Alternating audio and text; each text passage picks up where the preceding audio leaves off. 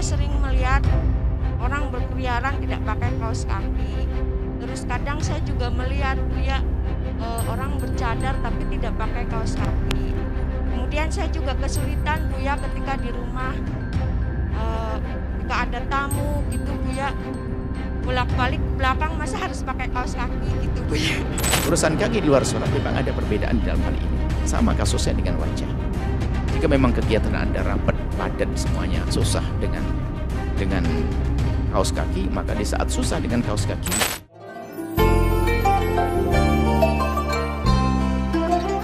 Bismillahirrahmanirrahim. Assalamualaikum warahmatullahi wabarakatuh. Waalaikumsalam warahmatullahi wabarakatuh. Allahumma sholli ala Sayyidina Muhammad wa ala ali Sayyidina Muhammad. Izin bertanya Buya tentang aurat wanita Buya. Aurat wanita yang boleh dibukakan tadi muka sama telapak tangan. Tapi alangkah mulianya kalau wanita itu menggunakan cadar. Karena menurut saya juga muka wanita itu sangat rawan ya dilihat oleh seorang laki-laki. Karena laki-laki juga akan menarik dengan melihat wajah seseorang itu lebih menarik. Tapi kenapa muka menjadi sunnah, sedangkan kaki yang jadi masalah itu kaki Buya. Saya sering melihat orang berkeliaran tidak pakai kaos kaki. Terus kadang saya juga melihat Buya orang bercadar tapi tidak pakai kaos kaki. Kemudian saya juga kesulitan Buya ketika di rumah, ketika ada tamu gitu Buya, bolak-balik ke belakang masa harus pakai kaos kaki gitu Buya. Itu yang saya jadi masalah sampai sekarang Buya, bagaimana ini solusinya bagi wanita gitu. Itu saja Buya dari saya. Terima kasih. Assalamualaikum warahmatullahi wabarakatuh. Waalaikumsalam warahmatullahi wabarakatuh. Aurat dibagi 3. Saya rinci di kitab fikih, sholat kalau nggak salah ada. Pembagian ini sengaja kami hadirkan untuk mempermudah. Pertama, aurat di dalam sholat. Kalau aurat di dalam sholat bagi seorang wanita adalah sekujur tubuhnya kecuali telapak tangan dan wajah. Dalam sholat wajah tidak ditutup, telapak tangan boleh dibuka. Dhuhran wa batnan. Jadi nggak usah ditutup boleh. Yang biasanya kalau ada orang membuat dikasih pengikat ini adalah untuk ininya tidak turun, bukan untuk menutup punggung telapak tangan. Jangan terseksa dengan Ustadz yang salah paham dalam hal ini. Harus ditutup ujungnya. Gimana ada baju sebelahan begini nih? Ini bajunya robot itu. Yang nongol ke sini begitu ya. Baju ya di sini. Kalau di sini adalah kain. Jadi dhuhran wa batnan boleh dibuka. Ini boleh dibuka. Dalam sholat. Dalam sholat ini gambarannya tidak ada laki-laki ya. Tenang dulu. Ini bukan di depan laki-laki. Ngomong di depan sholat di hadapan Allah. Apalagi tadi balik ke majelis sholatnya di kamar yang sepi. Rapi kita. Nah, kemudian wajah. Kalau laki-laki adalah antara pusat dengan lutut, ini adalah kewajiban. Kalau masalah estetika, keindahan ya lain lagi. Masa nanti seorang khotib pakai kolor, yang penting lutut dengan pusat ketutup, ya gila sakit dia itu. Ini masalah bicara aurat, makanya bicara aurat itu sangat sederhana. Itu adalah batasan kewajiban. Bukan berarti kita harus kayak begitu. Nanti laki-laki ini dengar, auratnya laki-laki di dalam sholat, di luar sholat adalah antara pusat dengan lutut. Besok khatib di Masjid Agung adalah pakai kolor. Yang penting pusat sama lutut ketutup. Ini disebutkan dalam kitab fikih. Anda ini ngantuk. Khudhu zinatakum inda kulli masjidin. Kalau mau ke masjid tutup yang rapi, yang cantik, yang indah. Anda pakai rida, pakai kopiah. Kalau imamah, kalau enggak ya kopiah. Ini kan keindahan. Perempuan juga begitu. Perempuan pun juga dalam dua kutub ekstrim ya nanti pada akhirnya. Jangan sampai Anda sholat juga asal saja. Tapi ketahuilah, waktu Anda melakukan sholat, tidak harus pakai mukena yang resmi itu. Tapi Anda cukup membiasakan dengan baju-baju. Hendaknya baju Anda sudah Anda desain, kalau Anda pengen sholat seketika itu juga bisa. Cukup baju solehah begini ini. Menurut yang penting telapak. Yang penting wajah ini pas menutup rambut, batas rambut. Kemudian biasanya ini lebih terbuka, tinggal ditarik sedikit. Anda sudah pakai baju biasa, tidak harus pakai mukena. Sebab ada yang mengatakan kalau pakai mukena enggak sah. Subhanallah. Mukenanya itu mukena tahun 80. Warnanya enggak karu-karuan, dijahit 16 jahitan. Sudah panasnya enggak kira-kira, bagaimana khusyuk mau sholat? Ya, jadi ada makna. Kemudian itu aurat di dalam sholat. Di luar sholat yang ditanyakan. Kemudian yang kedua dulu dah, aurat nadhar. Mungkin di luar sholat dulu oke lah. Adapun di luar sholat sama, laki-laki yang wajib Anda tutup, bukan yang tidak boleh dilihat. Yang wajib Anda tutup sebagai kaum laki-laki adalah di saat Anda ketemu manusia yang wajib. Kalau Anda hidup sendiri lain cerita. Nggak pakai baju misalnya, makruh saja. Kalau Anda orang di hammam, di toilet, dulu Anda buang, lepas baju, makruh saja, tidak. Nah, di saat ketemu dengan manusia, biarpun itu anakmu sendiri, kecuali istri. Suami istri nggak pakai aurat-auratan. Bebas, tapi di kamar saja. Ya. Nah, di saat ketemu orang, antara pusat dengan lutut. Itu juga sama, harus ada etikanya dong. Masa ketemu Pak Presiden, Gubernur pakai kolor ya, Anda ini berlebihan. Nah ini ada adab semuanya, tadi kita sebut dalam muqaddimah.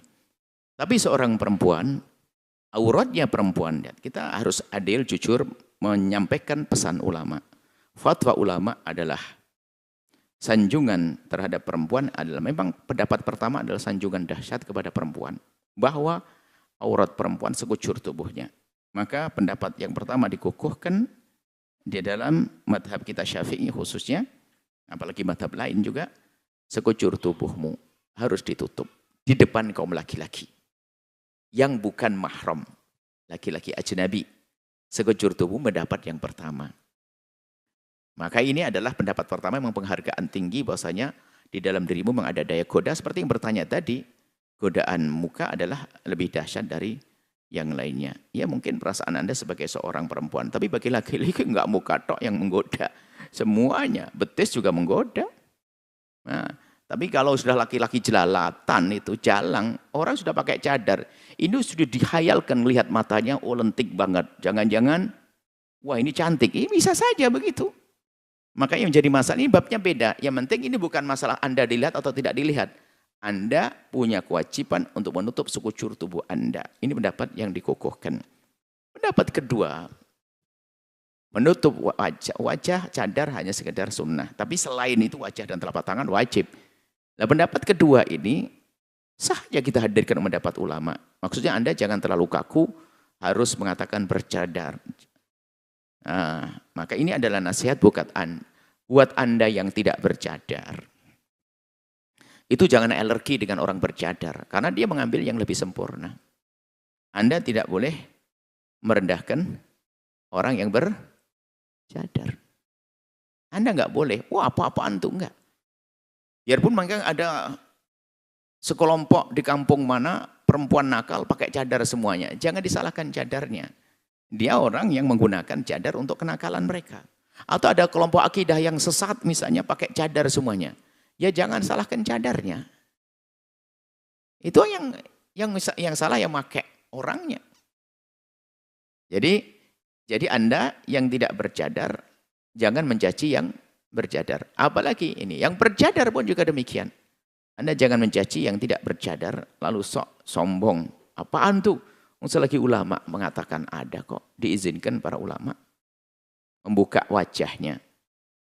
Tentunya wajah itu sendiri harus dijaga agar tidak dengan dandanan yang menunjukkan kalau dia tabarruj. Tabarruj itu mungkin sederhananya menor.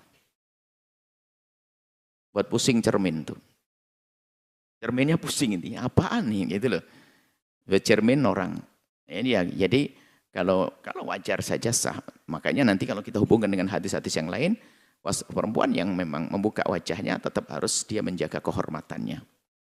Baik, kemudian untuk telapak kaki di dalam sholat memang harus ditutup. Tidak boleh kebuka dari atas, dari kiri kanan. Kalau dari bawah nggak apa-apa. Misalnya ada di atas kelihatan dari bawah, ini Anda tetap sah sholatnya.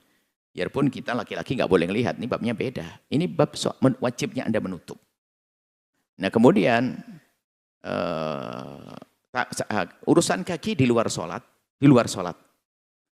Urusan kaki di luar sholat memang ada perbedaan dalam hal ini. Sama kasusnya dengan wajah. Jika memang kegiatan Anda rapat, padat semuanya, susah dengan kaos kaki, maka di saat susah dengan kaos kaki, Anda bisa melepas kaos kaki. Tapi di saat Anda menduga bahasanya nanti bakal kaum pria melihatku, Anda pakai kaos kaki lagi. Bukan itu orang pelin-pelan, menyesuaikan keadaan. Musim hujan, gerimis becek, musim dingin, pakai kaos kaki, lembab, banyak, masuk angin nanti. Ya, tapi pakai sepatu enggak apa-apa, bagus. Jadi disesuaikan saja, yang jelas telapak kaki, ada sebagian para imam mengatakan kaki adalah bukan termasuk bagian aurat ya, sehingga boleh terlihat. Biarpun itu bukan pendapat yang dikukuhkan, tapi di hari ini sudah sangat luar biasa jika saudari kita cukup menutup aurat biarpun masih terbuka wajah dan telapak kakinya serta telapak tangannya. Di hadapan kita adalah saudari kita yang perlu kita doakan, perlu kita sayang, kita cintai saudari kita yang dia itu adalah jalan-jalan pakai baju tidur. Itu yang perlu dikasihani. Atau seharusnya baju di kamar mandi dipakai baju ke pasar. Sehingga bajunya pakai celana pendek. Ini kan yang perlu didoakan ya. Saudari-saudariku yang mendengar suara ini, yang Anda belum biasa menutup aurat dengan serius. Ayo bergegas, belajar menutup aurat karena Allah. Jangan merendahkan. Pakai cadar, merendahkan orang yang tidak pakai cadar. Bahkan pakai cadar pun Anda tidak boleh merendahkan orang yang belum menutup aurat, yang pakai celana pendek sekalipun. Anda tidak boleh merendahkan, bukan budaya kita. Bukan ajaran Nabi. Tolong, hei yang punya cadar. Jangan Anda merendahkan saudara-saudari yang belum pakai cadar. Bisa saja dia menangis. Atau saudari yang belum menutup aurat, yang masih membuka sebagian badannya. Dia sebenarnya menangis, hanya belum bisa saja. Anda yang tidak pakai cadar, Anda yang sudah pakai cadar, jangan rendahkan mereka. Sebab kalau Anda merendahkan berarti yang kotor hati Anda. Apalagi Anda yang tidak pakai cadar. Apalagi Anda yang sudah tidak menutup aurat merendahkan yang bercadar. Dengan bahasa congkaknya, yang mentingkan hati. Innalillah. Berarti Siti Aisyah hatinya busuk dong, harus Siti Fatimah. Ulama ini solehah yang pakai cadar hatinya busuk semuanya. Ada sudah nggak pakai cadar, nggak pakai menutup aurat, buka kerudung dan sebagainya. Pakai bahasa congkak. Yang pentingkan hatinya. Maksudnya apa? Ente ini jelek. Yang penting kayak saya ini loh, nggak pakai kerudung tapi hati bagus. Ini kan bahaya, kecongkaan yang tersembunyi. Yang pakai cadar nggak boleh merendahkan. Yang tidak pakai cadar bahkan yang belum menutup aurat. Apalagi Anda yang belum menutup aurat, insaf itu saja. Tapi jangan sok. Lalu berkata, yang penting hati. Ya salam. Hati. Ya salam. Masya Allah. Hati ente kayak siapa? Belum ente sadar sudah merendahkan orang yang menutup aurat. Seolah mengatakan, yang pentingkan hati. Kayak ente nggak penting pakai cadar. Kalau memang dia hatinya bersih nggak akan bisa ngomong begitu. Oh iya. Yang penting hati, maknanya apa? Kalau memang saya belum pakai cadar, paling tidak saya tidak boleh merendahkan orang, mencaci orang. Lah sudah nggak menutup aurat, atau merendahkan. Yang penting hati, nggak. Kalau dilanjutkan nggak perlu pakai begini-begini ini. Lah kalau bandingannya adalah mana yang lebih bagus? Hatinya pendengki, tapi pakai cadar. Atau enggak pakai cadar, enggak, hatinya pendengki hatinya pendengki pakai cadar, atau pakai baju celana pendek tapi dia baik hati. Ini perbandingan enggak sehat. Ya, perbandingannya begitu kalau Anda bisa membandingkan. Gimana jika ada orang pakai cadar hatinya busuk dibanding dengan yang pakai cadar hatinya bersih? Gitu dong.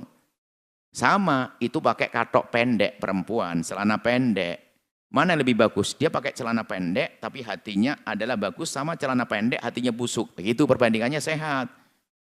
Nah, kalau ada orang, gimana celana pendek, tapi baik hati, nggak pernah prasangka buruk dan sebagainya. Tapi itu pakai cadar hatinya busuk, jawabannya adalah, semoga yang pakai cadar hatinya busuk, berkat cadarnya hatinya besok bersih.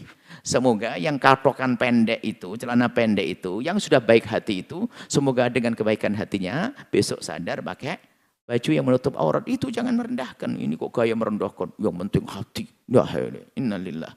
Kok serem banget orang itu. Kalau Anda pernah mendengar, doakan. Karena dia di saat ngomong begitu tidak sadar bahasanya. Dia adalah sudah kotor hati karena merendahkan yang lainnya. Wallahu a'lam bishawab. Sahabat Al-Bahjah TV, setelah menyaksikan video ini, jangan lupa bersolawat kepada baginda Nabi Muhammad. Shollu ala Nabi Muhammad. Allahumma sholli alaihi wa ala alihi wa sahbihi.